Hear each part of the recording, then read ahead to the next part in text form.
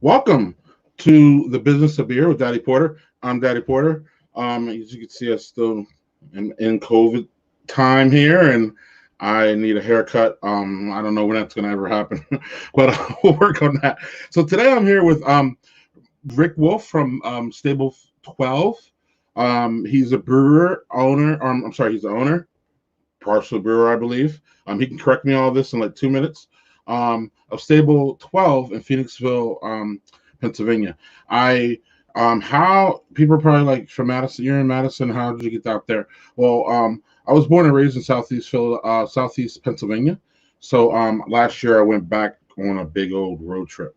And part of the road trip, we went through Phoenixville, and I stopped in at Stable. We went to Root Down first, and then we stopped in a Stable 12, and we were greeted by Rick, and he was opening. He was open. He was welcoming. He was fun. We got down. We had a talk. He took us on the tour. Me and three of my friends, and it was great. And we just started talking about where I was from, and I was like, I'm from Madison, and so I'm like, whoa. I thought about it. So ran out to the car and picked out some some stuff that I brought, and it happened to be a 6-pack of Spotted Cow. So brought a 6-pack of Spotted Cow, and Rick's like, whoa. So I'll bring in Rick, and we can tell the rest of the story right now. But so I bring the Spotted Cow in, and you're like, man. So you know what this guy does? He pulls out a case of Stable 12 beer and just pushes it towards us, 4 different varieties, and was like, here, guys, here's our trade. And it was amazing, Rick, because what happened was then we went out to the car, or I don't know if you saw, we went out to the car and we all divvied them up. So everybody got something to take home. And me and my boys I was trying to get, they're all working or preoccupied, but I was trying to get some of them on to come on the show to greet you too, because we really had a good time at your brewery. And your brewery, I don't know, it's just to me, what happened when we went to your brewery was what I want to happen when I walk into any brewery, which is I want to feel welcome, and I want whoever's behind the bar to, just give us a little bit of time. And you went through pretty much everything about all your beers. You were one thing you did, and I am wrong, and I apologize to you. You were on point about me trying your burgers, and you didn't convince us, and it's a big mistake. And I am here to admit that not getting your burgers was a big mistake, because it was a huge mistake, actually. And everybody else in the group agreed too, because we could have, the point is we could have bought like 2 and split them up, and then just had, you know what I mean? Because after I left and I started really looking into you guys and keeping up with what you guys are doing, I saw that your burgers were banging and they looked amazing, and you were 100% right. So I apologize to you to start all this, but with that being said, I don't know if you want to jump off on anything that I said about Stable 12 and our meeting and stuff like that when I first met you. I remember like it was yesterday. You guys came in. You guys are pretty passionate, pretty vocal about beer. I normally pick people like you guys out pretty fast because I love chatting with you guys. You know what you're talking about, and I like showing people what happens behind the scenes, because before I got into it, I loved when people did that for me. So I enjoy doing that for people that come to our establishment. So it was a lot of fun.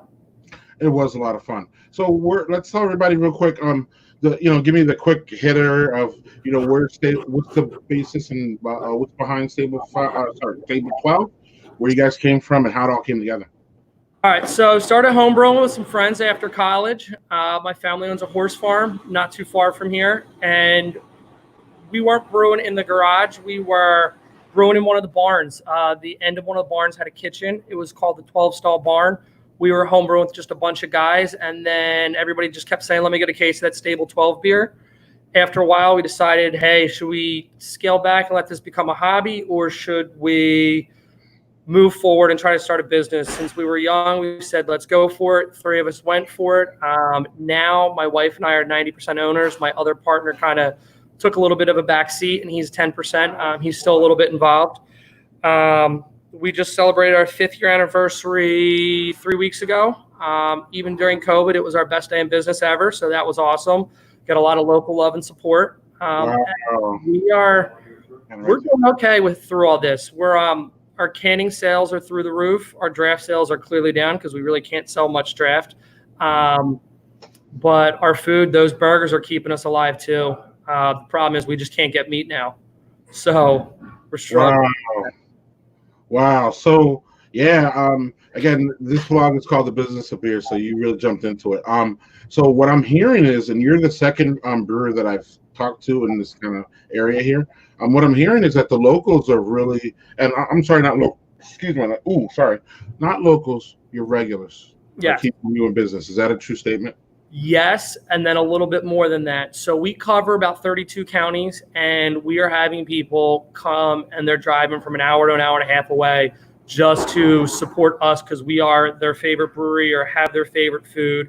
Our burgers, we have a pool on Tuesday nights. We do half-price burgers, and on Tuesday nights before COVID, we would have people drive in for at least 45 minutes to an hour away just to get our burgers.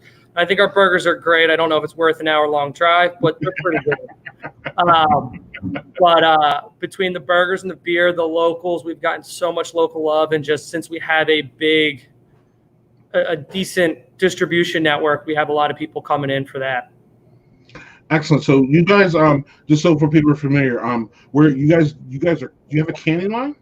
We don't. We're in the middle of trying to purchase one right now. I was on the phone with the bank about 6 times today already. Wow. So, but you guys do can though, right? That's your thing? We do, yeah. We can through a company called Ironheart. We've been using them for the past 3 years. And it's now to the point that we're canning too much and they're booked through September for canning dates. And we have canning scheduled every 3 to 4 weeks between now and September, and it's not enough. So we're doing a ton of takeout beers. The grocery stores are blowing through our product, which is all great, all positive signs. But people want to come out to the bar and have a beer, and that's what we're just waiting. So we're hoping as of Friday, we should be allowed to open back up, but we'll see. For outdoor dining only. So before we get to that, because that's what everybody wants to know about, actually, in my opinion. People who watch my show or watch the stream, all my friends, people talk about opening up. But before we get there, are you hearing any? Because I'm hearing too. Are you hearing any issues with supplies as far as cans go? Yes and no. So we picked up cans last week. I know there's a lot of people having problems getting Crowler cans in our area. We bought a couple pallets of them, so we've been helping some breweries that are a little smaller than us be able to source some supplies because we do have a little bit of buying power, not a ton, but we were able to do that. And I know when I was at the canning company last week, they said that they're having trouble getting 12-ounce cans. They have no problems getting 16s, and they got Crowlers back up and moving, but there's a shortage of 12-ounce cans right now, it seems like. Gotcha. You guys do Crowlers, right? Yes. Okay, excellent. And so then we're obviously not kegging, but did I see on your website you will sell kegs to people? Yes, we do sell kegs to people, and we're hoping next week on our website, we're in the middle of doing it, we are going to do online sales, so we should be able to ship beer through the whole state of Pennsylvania. Oh. So we're not doing online now? No, we're in the middle of getting all that up and working. Okay. So, but then also, more of a, more of a business thing. So, are you guys doing? So then COVID hits, and then I don't want to cuss, but I kind of want to because I couldn't even offend me. Okay, well I know that, but no, but like COVID hits and what the so take back to when it hits and when you guys are told to shut down, and how did you guys operate?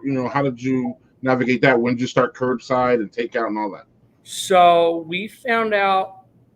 I think we went to takeout only a day before it was mandatory. We had already done to-go food, so that wasn't a big deal for us to switch gears. Yeah, we had to go buy a ton of to-go containers, but that pretty much wasn't the end of the world. So we switched gears pretty seamlessly. Our taproom business has stayed the same. The numbers we're pumping out are the same as if we were open. So we're really not hearing that around us, that our numbers are very strong, but we did lose all of our distro business. So it's like our business is split 60-40, 60% is in-house sales, 40% is distro. And I probably lost 30 out of that 40% of distro. So Mm-hmm.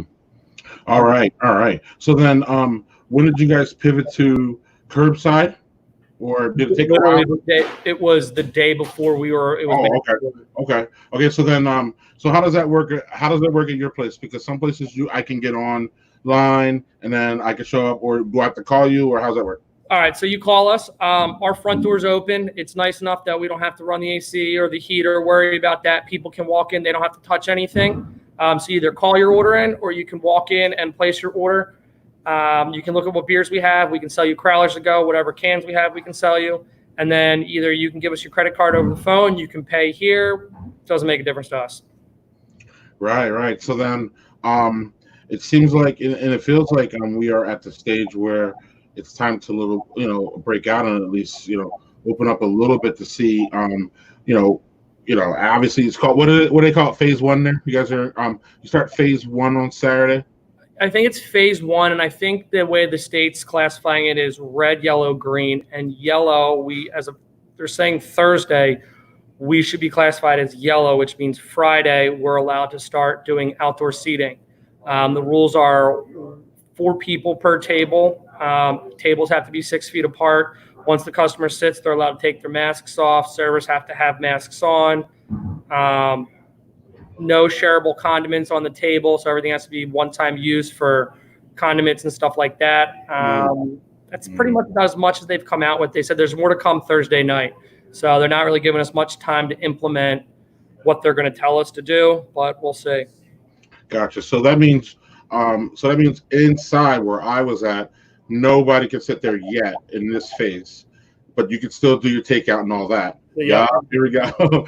But outside, where you guys have a really nice space, in that space, let's talk about the business of that. So, how much, compared to, because when I was there, either wasn't open or. Yeah, I think it was a little too cold. It wasn't, the weather wasn't. Yeah. Right, all right. So, does that space out there double your capacity? And then the next question is, how the distancing, how much does that take away from your capacity outside? So inside we're allowed to have 48 people per fire code. Outside we can sit up to 120 with seats, and then there's normally people standing all the time, just drinking beers, waiting for the next table. So wow. I mean, we have 20 tables out there. We were able to make them all work, so we're only going to be able to have 80 people out there compared to 120. Okay. So it's definitely going to take away a little bit, but just the fact that we'll be able to have that during months that it's still bearable to sit outside, because as soon as we get into July, no one wants to sit outside. It's too hot. So hopefully we get a month of use out of it until the fall, and we'll see from there. That's good. And how many employees do you guys employ? About 43. So they're not all full-time. There's about 8 to 10 that are full-time. They're all working. Of those, 2 of them are only working part-time. So we have a lot of servers, bussers, and kitchen guys. Yeah, and you know what? It's pretty crazy. I'm a guy who's been to a lot of breweries. I'm a guy who knows a lot about this stuff. I know a lot of people in the industry. I hear about these things. But 43, man, people don't, again, I'm not trying to minimize your space, but you guys don't have the biggest space in the world. No, we don't. Right. and the fact that, again, you guys are moving way more beer than I thought, and you're absolutely affecting and being more of an economic disruptor over there in Phoenix than I ever thought you guys ever were. Yeah. That was awesome. But I didn't really, like I said, I didn't really get that experience outside, and I can just see how, again, given your dynamics and everything, how that outside space really, really brings in. I mean, I'm sure it brings in. I'm sure it pays the bills. Yeah, no, it's an awesome atmosphere. It's very chill. Parents bring their kids. They feel comfortable. There's a stage out there. There's music normally Friday and Saturday nights. It's just a lot of fun. It's happening. Good food, good beer. I can't wait to get back, to be honest with you, just to see where you guys, are now. And, obviously post-pandemic is going to be very telling and interesting for a lot of breweries. So do you see yourself, a big question a lot of people have, and I have to ask you is, do you see yourself doing some of these COVID things past COVID, meaning whether it be takeout or curbside, or is there anything that you guys are contemplating after this? I mean, we were already doing takeout before, so it's not like we're not going to do it moving forward. We were already on DoorDash prior to COVID. It's not like we're going to get rid of DoorDash after COVID. So for us, it's kind of a no-brainer to keep doing it since we were doing it before. So what you're saying, what I'm hearing is really no changes because we were kind of already doing these things before. Yep. Excellent. So I know that there's positivity, and I know that there is optimism with opening up, but I also know that there's going to be some issues. Do you foresee any of those already, or is everything just happening? There's a lot of different things happening that's preventing us from opening.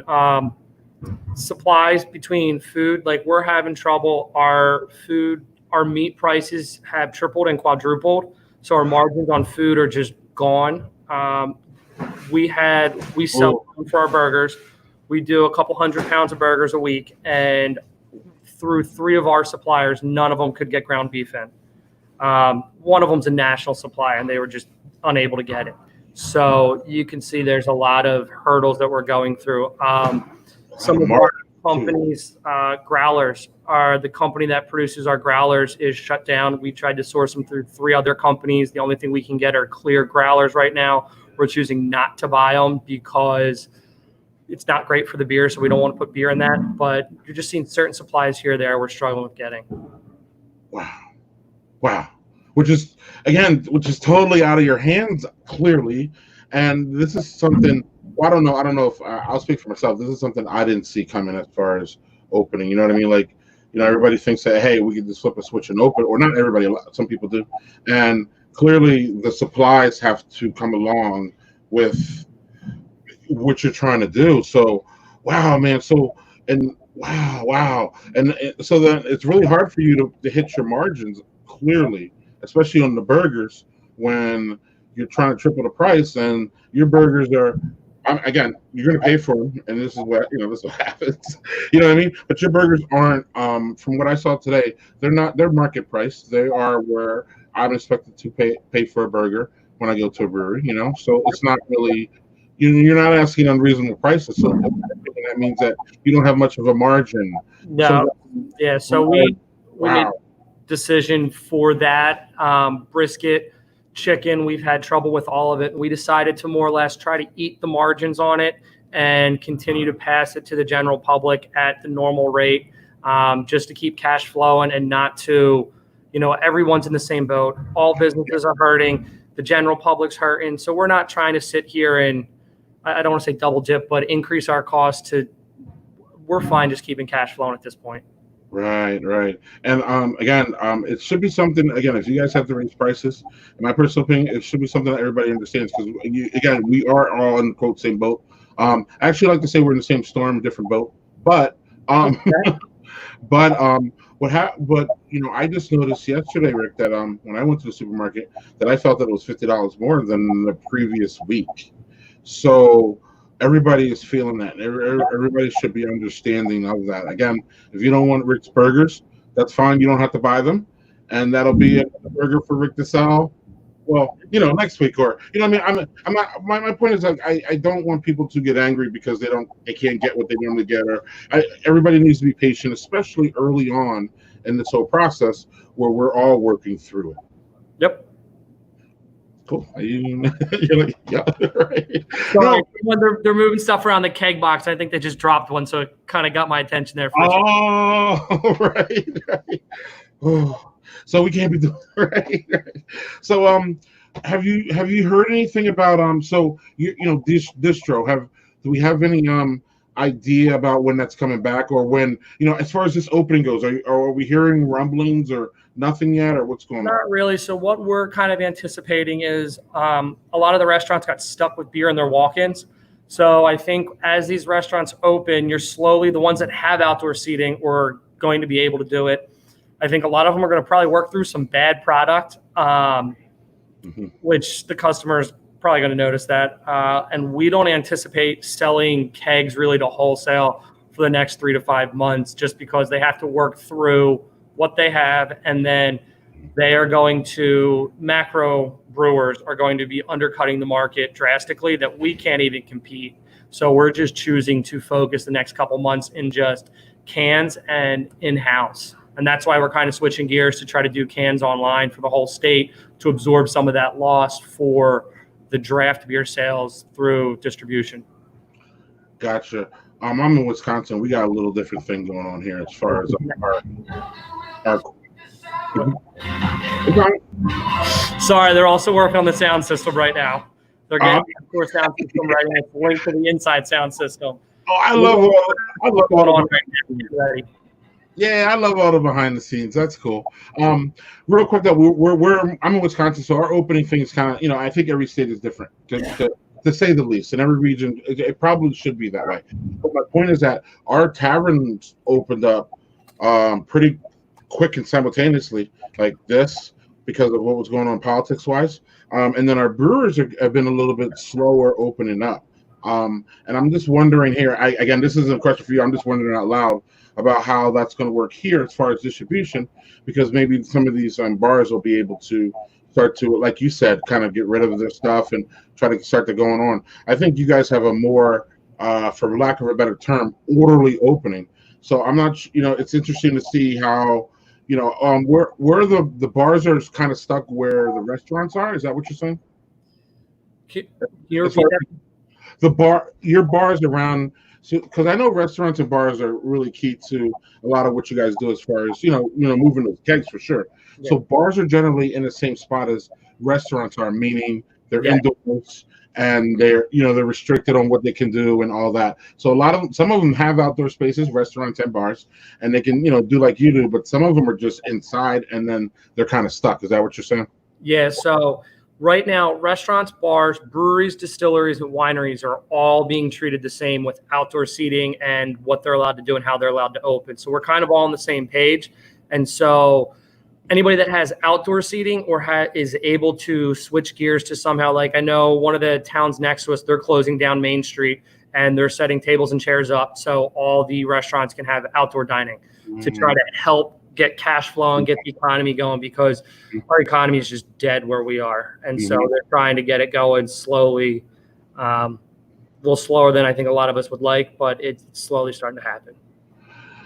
And part of it too, one thing I kind of want to let you go off a little bit if you want, which is like another thing that people don't understand, I think fully is, and this is why I was blown away when you said you have 43 employees, is when you guys have to cut back, you have to cut back on your employees, and obviously that cuts back on their family. So I don't know if you want to riff off on that as far as how crushing that kind of can be as a bar owner. I mean, I'm not a bar owner, I'm sorry, or a small business owner, because everybody worries about small business owner and all that. But sometimes people don't make that next level thing, which is you are, employing, 30 people full time or 20 people full time, and that's just a lot. So I don't know if you want to speak on that. Yeah, so we are kind of in a good boat where we're a little diversified. Most of our bartenders and servers, all but 3 have full-time jobs.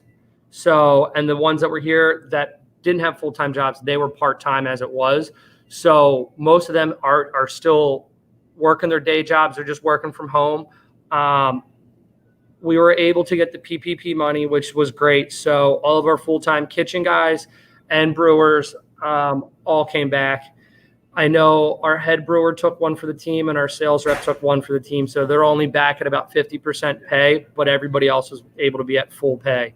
And all of our part-time, like our bussers, our servers, bussers, I mean, they're still in high school, so it's not the end of the world for them. And then the servers, most of them still have full-time jobs. So it kind of made my life a lot easier, and that PPP money really came through. Man, you guys were kind of, you were pandemic proof before the pandemic was a thing. I kind of feel that way. After talking to a lot of the other business owners, we're sitting pretty in a nice boat right now.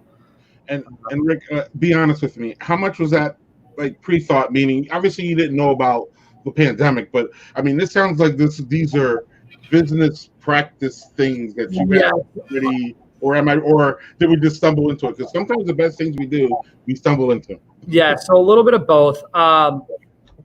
I wish we did have a couple more full-time servers so that 43 number could go down, so I'm not having to juggle as many people. But at the same time, the people that we do have want to be here. You know, some of these guys make over 100K a year, and this is their hobby. They come in and work 2 shifts a week just because they enjoy the industry. They're passionate about it. They like talking to people. And I'd rather have those people working for me than a full-timer who's just coming in to collect a paycheck. So it kind of just evolved that way for us. Nice. So again, I think it's more of a state of mind of the company that you guys run, and that's kudos to you. So how many people are we going to be able to bring back in phase 2 or whatever we call it, yellow phase? Everybody's coming back that wants to come back. Oh, okay. So there are a couple people that they don't want to come back until everything's back in full swing and we don't have to wear masks, and that's fine.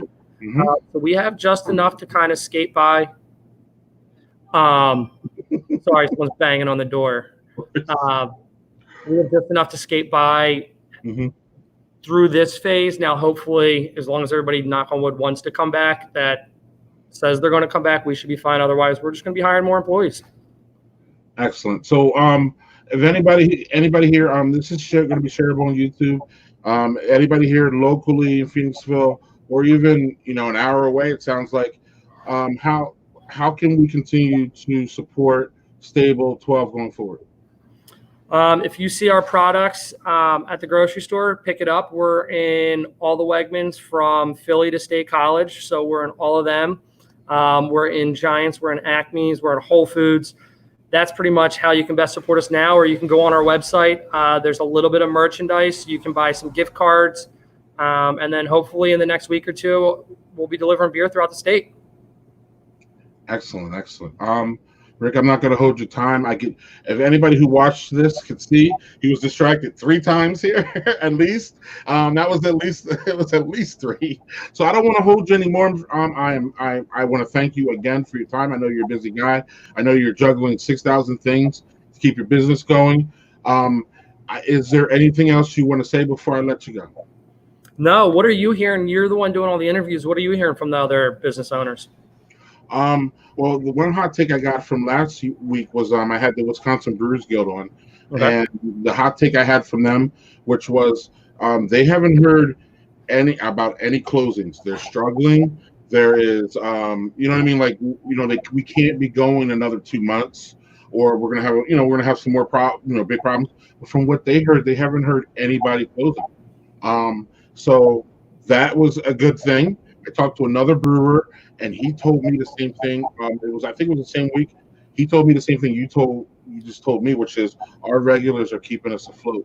It's not ideal. We're not, doing great, but he says he kept the same brewing schedule. Actually, that's what I wanted to ask you, your brewing schedule before I let you go. But he kept the same brewing schedule, hasn't ended pouring out, and he's doing the takeout so much that it is propelling him. That's what I'm hearing. Yep. Awesome. So your brewing schedule, real quick? That was the one question I didn't. I forgot that I had written down. So did the brewing schedule change? I didn't hear that you had to throw any beer out, so I'm not even going to ask that question. Are you guys cranking out less beer? We kept our same brewing schedule. We decreased, I think, 1 week we took off during the 2-month period, and then everything else has more or less been the same.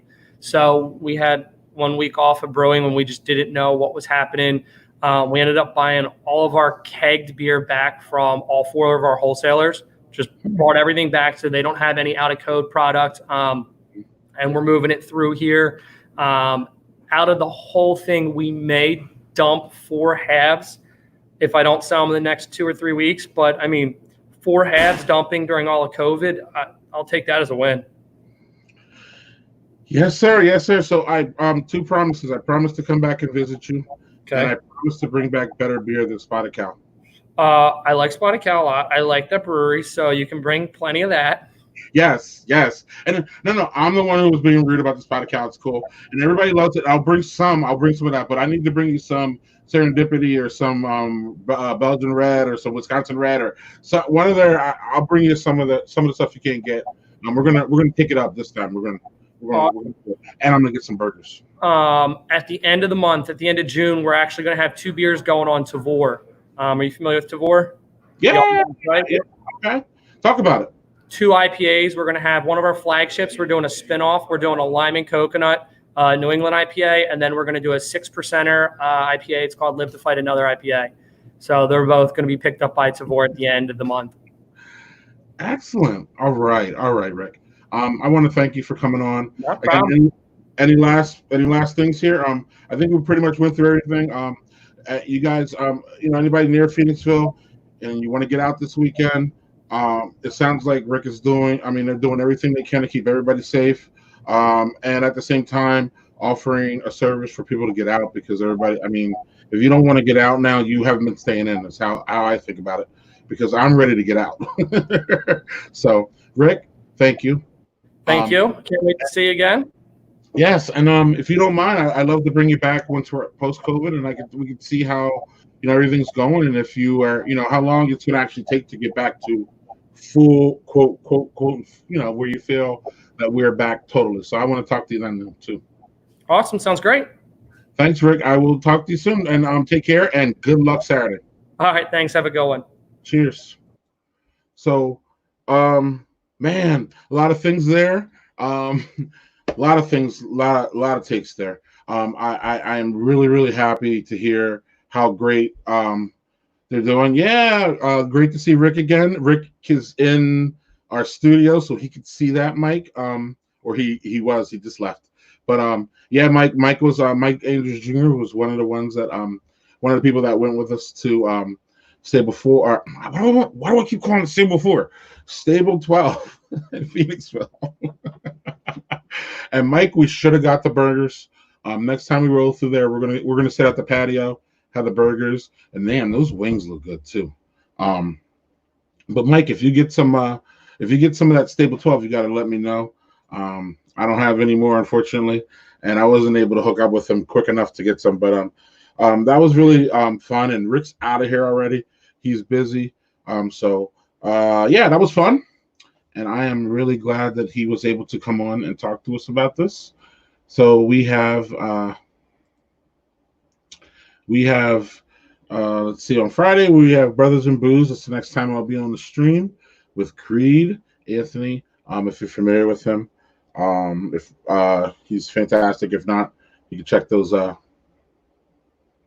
can check the post in the Daddy Porter Beer Group or YouTube, and you can click over to his blog and see what he's up to.